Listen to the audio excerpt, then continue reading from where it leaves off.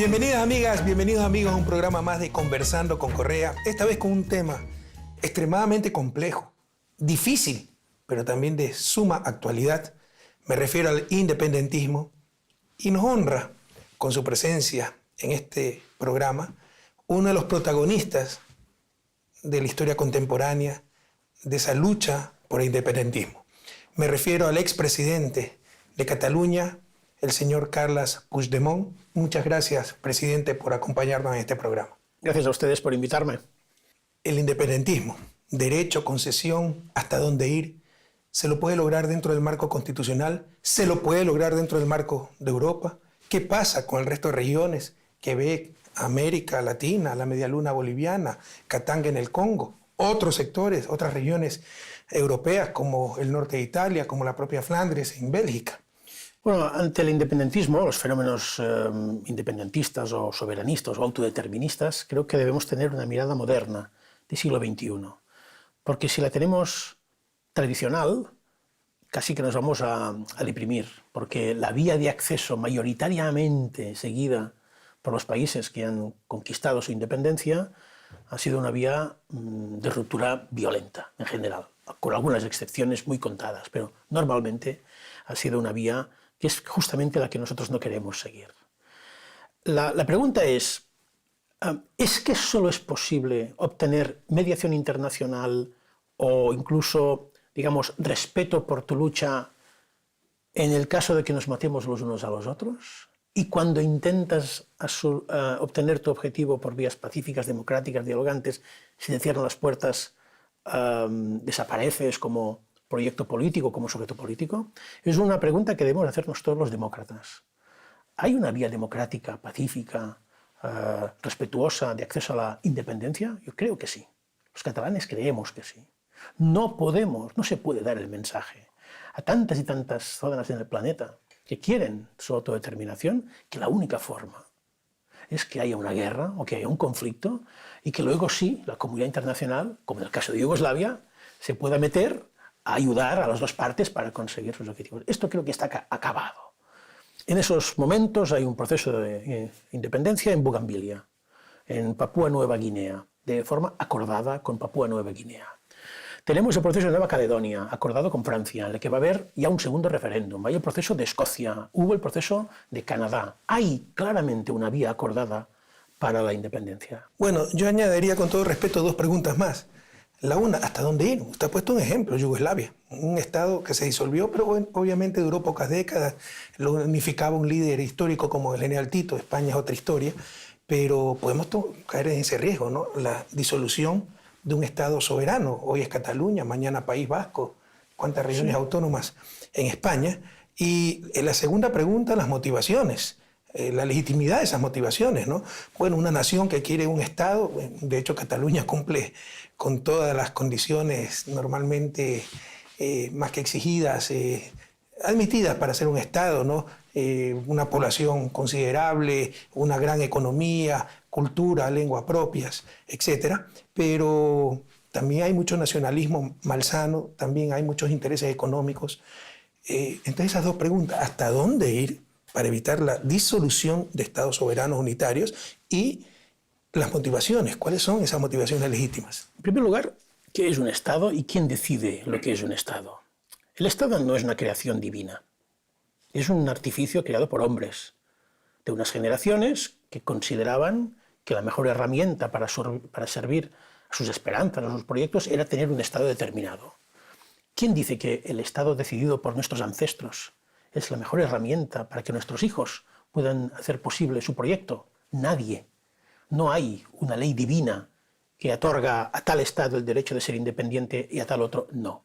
Es una creación humana. Por tanto, hay que desdramatizar, desacralizar la idea de unidad de los Estados. Los Estados son artificiales todos. Incluso el catalán será el Estado artificial.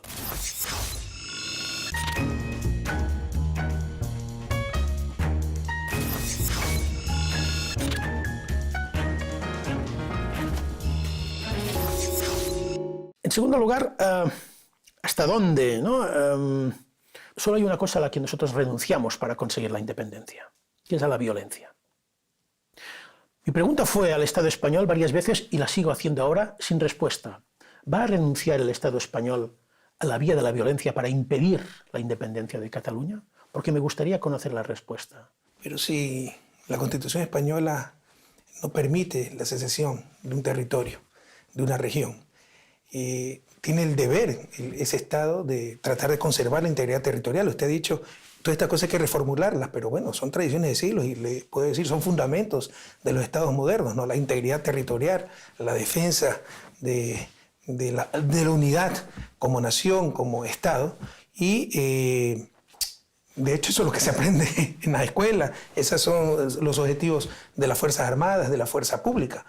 Sí, tal vez después de décadas, siglos, quién sabe cómo evolucione el pensamiento, pero en los tiempos que estamos viviendo, pues sí es algo fundamental para la vida de un Estado, algo fundamental para los ciudadanos, el resto de ciudadanos de ese Estado. Muchos ciudadanos de la propia Cataluña, seguir perteneciendo a ese Estado unitario, seguir perteneciendo a ese Estado que ya tiene siglos de historia. La única cosa para conocer si hay una mayoría o no, el único método que tiene la democracia moderna hoy para conocer si hay o no una mayoría de gente que quiere vivir en ese Estado unitario centralista es preguntárselo. Vaya, yo no conozco otra. En segundo lugar, es verdad que se ha impuesto la idea de que España no permite la secesión. Bueno, habría que discutir porque, en primer lugar, hay constituciones de países europeos como Portugal que reconocen abiertamente el derecho a la autodeterminación. Es un derecho que existe, no es algo fuera del cuerpo constitucional. Y en segundo lugar, en España, desde el 1977, el derecho a la autodeterminación forma parte del orden interno español. Y desde la Constitución del 78, por el artículo 96, España reconoce el derecho a la autodeterminación, porque España firmó el Pacto de Derechos Civiles y Pacto Internacional por los Derechos Civiles y Políticos de Naciones Unidas, cuyo artículo primero dice todos los pueblos tienen derecho a la autodeterminación. El artículo 96 de la Constitución española dice que todos los tratados internacionales firmados por el Reino de España, y ese es uno, pasarán a formar parte del orden interno español. Y el artículo 10 dice que cuando haya colisión de derechos reconocidos en esta Carta, va a prevalecer la interpretación del derecho internacional. Pero es verdad, España no respeta ese derecho. Lo reconoce, pero no lo respeta. ¿Quién tiene un problema con la Constitución española? La Constitución española no prohíbe para nada preguntar a quien quiera en Cataluña, en País Vasco, si quiere ser o no una nación independiente. Eso no lo prohíbe. Es verdad que hay un artículo que habla de la unidad indisoluble de España, pero hay otros artículos que permiten consultar.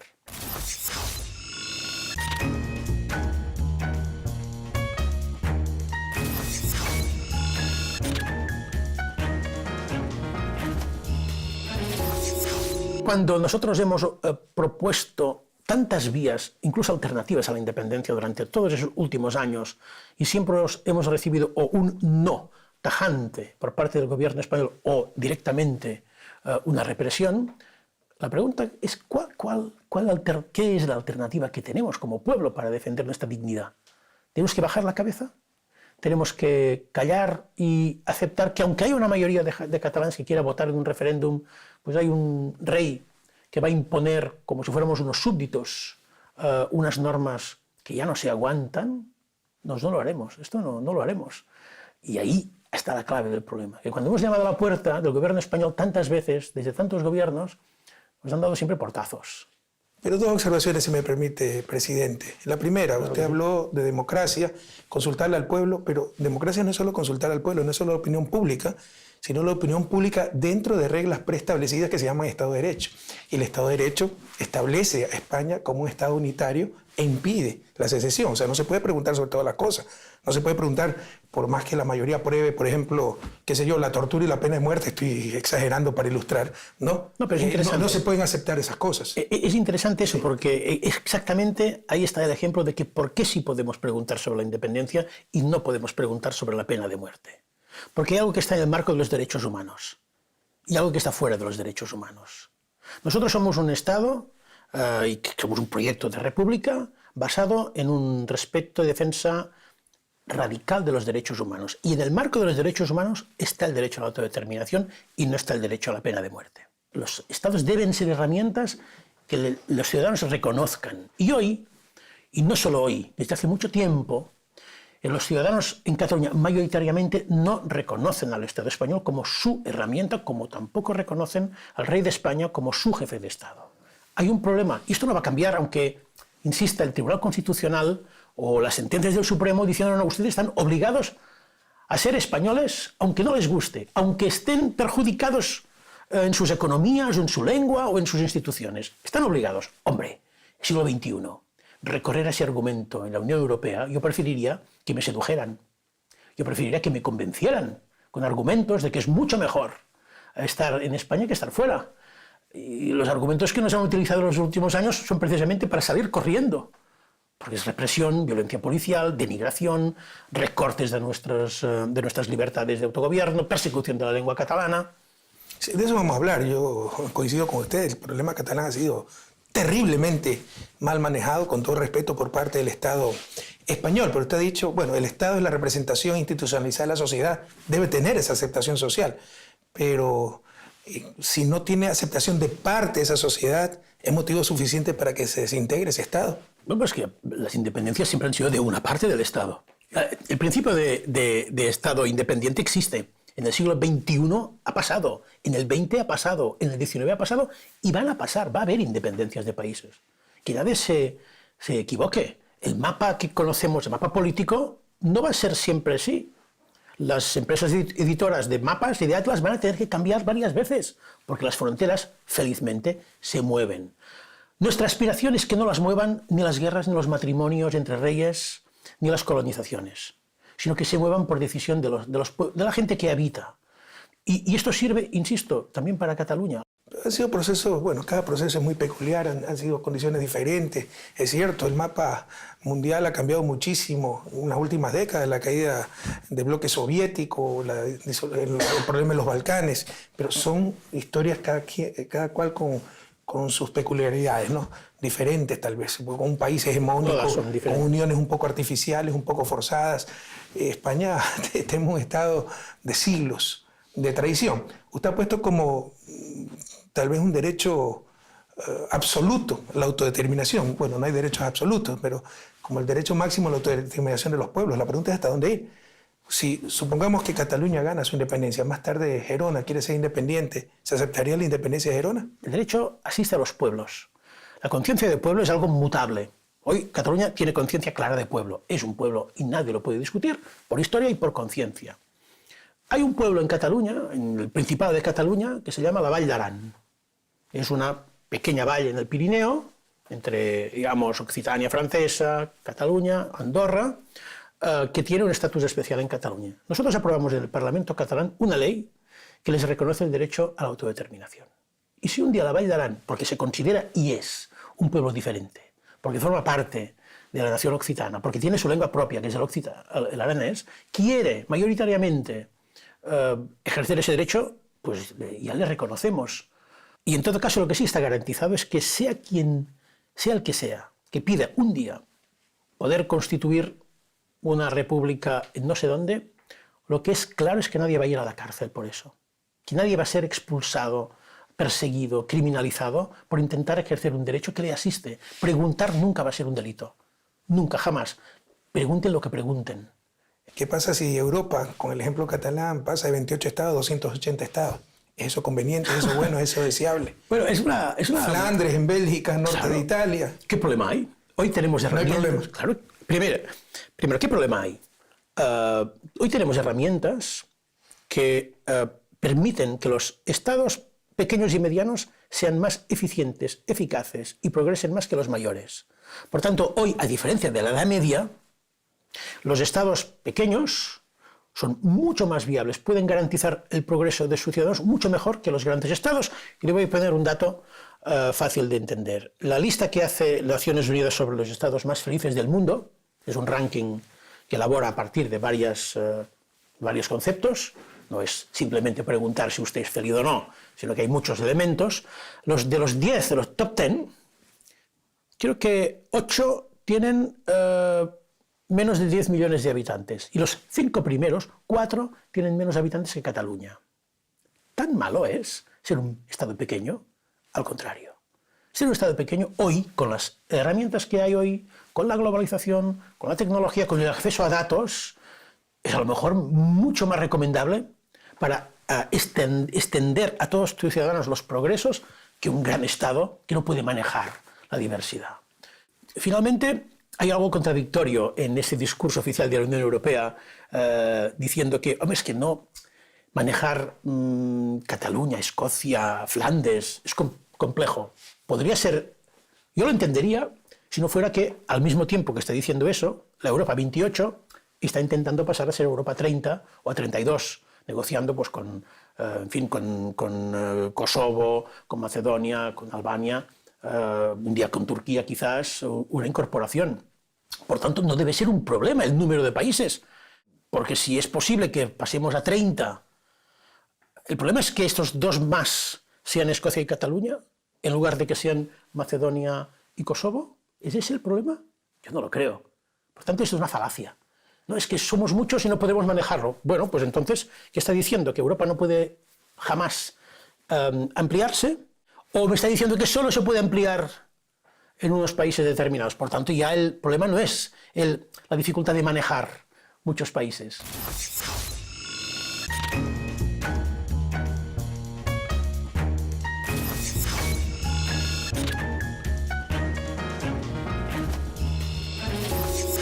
Cataluña, una de las regiones más ricas en ingreso per cápita de España, transfiere, ¿no?, de ingresos al Estado español, que a la vez los redistribuye entre las diferentes regiones. Pero, por ejemplo, Andalucía, Extremadura tienen más gasto per cápita social que la propia Cataluña. Cataluña tiene 8% de déficit fiscal, País Vasco, que tal vez es el más rico en ingreso per cápita, la región de Madrid no tienen ese déficit. ¿Hasta dónde, si cabe el término, el injusto tratamiento económico hacia Cataluña ha inducido estos movimientos independentistas?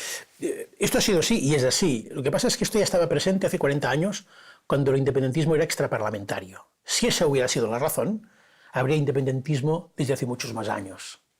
Tiene que ver con la dignidad que antes le citaba yo. La dignidad es más profunda que las razones económicas. Porque razones económicas para ser independientes las teníamos hace 40 años. Y no había ni un solo diputado en el Parlamento catalán elegido por listas independentistas. Razones de persecución lingüística las teníamos.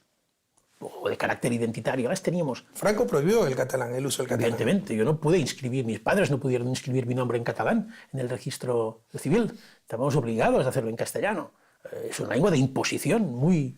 Pero los elementos clásicos de una revolución nacionalista clásica del XIX ya estaban presentes y, sin embargo, no nos justificaron un apoyo a la independencia. Fue algo relativo directamente a la dignidad. Pero, evidentemente, la situación económica es insostenible, especialmente después de las graves crisis que sufrimos. Un déficit del 8% del PIB es insostenible. Nosotros no cuestionamos, ni lo haremos jamás, el principio de solidaridad territorial. Las regiones más desarrolladas deben contribuir con su riqueza al desarrollo de las menos favorecidas. Pero claro, cuando tienes que efectivamente eres la región de las regiones que más contribuyes, donde se colectan más impuestos, y luego caes a la 11ª posición después de la redistribución, y hay gente que con menos esfuerzo fiscal, porque tienen menos recursos, recibe más dinero per cápita, esto es una injusticia que quiebra el principio de sistema federal. Presidente, usted se ha referido en varias ocasiones a la pésima manera en que el Estado español manejó el problema catalán. De hecho, repetimos, ¿no?, porque es un dato muy importante. Hasta el 2010, el sentimiento independentista o la voluntad, la gente que apoyaba el independentismo era una minoría. Pero con el maltrato a Cataluña, con la derogación de las partes sustanciales del nuevo estatuto autonómico, pues ese sentimiento independentista creció exponencialmente. Luego, pues usted como presidente convoca ese referéndum el 1 de octubre del 2017, el 27 de octubre, el Parlamento catalán, acogiendo la voluntad popular, declara la independencia de Cataluña, se interviene por parte del gobierno español, el gobierno catalán, y se reprime fuertemente ese referéndum, se reprime fuertemente el movimiento independentista. En estos momentos 12 compañeros suyos están sentenciados con penas que van hasta los 13 años. Usted mismo arriesga 14 años de prisión. Se lo acusa de rebelión cuando es un movimiento armado para, al menos en el marco latinoamericano, para tratar de destituir un gobierno, para tratar de romper la Constitución. Pero es claro que es un problema político, es claro que son hechos políticos. Como latinoamericano a mí me cuesta entender que problemas políticos lo traten criminalmente, lo traten con el Código Penal. O sea, debe haber sanciones políticas a lo sumo, ¿no? Inhabilitaciones, qué sé yo, pérdida de derechos políticos, pero cárcel y penas de 14 años, 13 años, prisión, por un problema político. De la perspectiva latinoamericana es difícil de entender y ya desde el pragmatismo es tan solo agravar el problema. Tiene usted razón y de hecho nosotros venimos antes incluso del referéndum pidiendo al Estado español que abandonara la vía del Código Penal, que ya siguió de antes, no es solo a partir del referéndum. Hubo una consulta popular el 9 de noviembre de 2014, consulta popular no vinculante, por la que mi predecesor, presidente de la Generalitat, y parte del gobierno están condenados también. Están condenados, porque ya estaban utilizando el Código Penal como herramienta para resolver efectivamente un conflicto político. Ha fallado la política. ¿Por qué? Bueno, ahí es complejo, hay que entender también un poco la historia. España fue un imperio y la cultura imperial persiste. La idea de que negociar... 36 años de dictadura, ¿no? También. Y eso también nos asombra de Y el hecho de que Latinoamérica. la transición no hubiera cortado los lazos con el franquismo. Y no hubo sanciones No. a esa dictadura sangrienta. Hubo amnistía precisamente a los Estaba un torturadores. colaborador suyo que después de Camboya, España es el país del mundo con mayor cantidad de muertos al lado de los caminos, sin un entierro decente. Sí, efectivamente. De todos los fusilamientos que hubo. Efectivamente. Esto pesa. Pero el franquismo también es consecuencia de esa cultura política española tradicional, de manejar las divergencias, las disidencias y las diferencias de una forma muy autoritaria. Yo he aprendido, por experiencia directa, personal, pero mis predecesores también, y hoy está pasando lo mismo, que España tiene una dificultad, el sistema político español tiene una dificultad enorme en negociar y ceder. Hay una idea casi machista, en el sentido de imponer, no negociar, que negociar es de cobardes, es de débiles, y ellos o imponen o van hasta el final.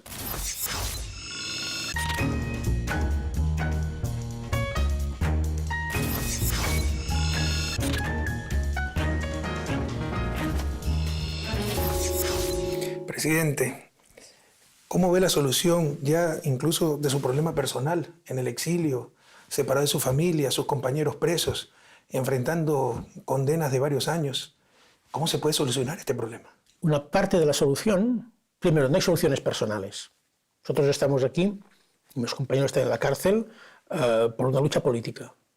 ¿Y vale la pena tanto dolor, siempre. Tanto sufrimiento? Si no hubiera valido la pena, ninguno de los dos estaría aquí, porque nuestros predecesores se habrían rendido y no podrían votar ni las mujeres, ni se habría abolido la esclavitud, ni se habrían reconocido los derechos sociales de mucha gente.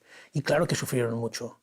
Afortunadamente hoy vivimos en una situación en la que podemos luchar con instrumentos que nuestros predecesores no tenían, ¿no? Claro que vale la pena. Yo creo que esa pregunta se debe hacerse bien en el Estado español. ¿Le vale la pena reprimir con esa violencia a una gente que quiere simplemente opinar? Por tanto, no hay soluciones personales, la solución es colectiva. En todo caso, la denuncia que estemos haciendo de esta situación forma parte de la solución. Yo espero que algún día el Estado español haga lo que todos los estados, todos han hecho, que incluso hizo el franquismo en un momento determinado, que es enviar, preguntar, interesarse, abrir un canal para preguntar también a los que no piensan como ellos. El gobierno español ha negociado 3 veces con ETA, con una organización terrorista con más de 800 muertos a sus espaldas. Y lo ha hecho. Nosotros somos demócratas, elegidos por la amplia mayoría, que tenemos la mayoría del Parlamento catalán, que hemos ganado las elecciones europeas con contundencia y no quieren hablar. No se reconocen como interlocutores. Empecemos por aquí, a reconocer interlocutores políticos y a partir de aquí pavimentar un camino que nos deberá llegar a una solución. Presidente, para terminar esta tan interesante conversación, agradeciéndole nuevamente haber participado en mi programa, la última pregunta. ¿Hay solución al problema catalán que no pase por la independencia? Hasta ahora, todas las evidencias acumuladas en 40 años dicen que no. Porque todo lo que hemos hecho en 40 años ha sido un proceso no independentista. Y hemos fracasado. Todas las evidencias dicen eso. Por tanto, los datos están ahí. ¿No? Muchas gracias, presidente. Queremos mucho a España, queremos mucho a Cataluña y solo deseamos la mayor felicidad para esos pueblos hermanos, para esos pueblos tan entrañables. Y ustedes, queridas amigas y amigos, han escuchado muchísima información, muchísimas posturas, muchísima convicción. Están ustedes a sacar las conclusiones de un problema tan complejo, tan difícil y tan de actualidad como es el independentismo. Hasta el siguiente episodio de Conversando con Correa.